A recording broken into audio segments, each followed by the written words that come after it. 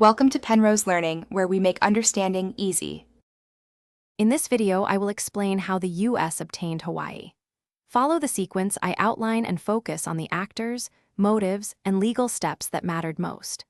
I will describe how economic interests, missionary influence, and strategic military concerns combined with local political changes to enable annexation. Listen for how diplomatic efforts, domestic politics, and a congressional resolution shaped the island's transition into U.S. governance. I will walk through the main players and what they wanted, using clear, simple language so you can follow without prior knowledge. You will hear about plantation owners, local elites, missionaries, and U.S. officials whose goals often clashed.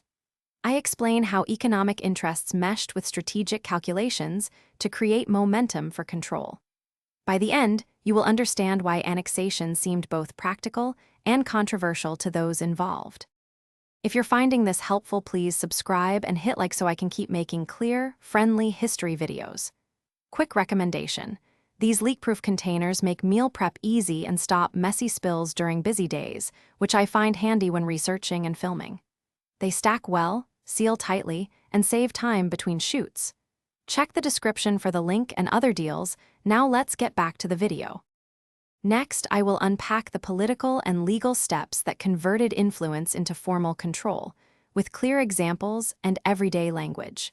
You will learn how a provisional government, diplomatic negotiations, and congressional action interacted to create a legal pathway to annexation. I point out how domestic politics in the United States and the Pacific strategic picture both push decision-makers toward a legislative solution rather than prolonged treaty debate. Thanks for watching. If this was helpful, leave a like and consider subscribing. See you next time.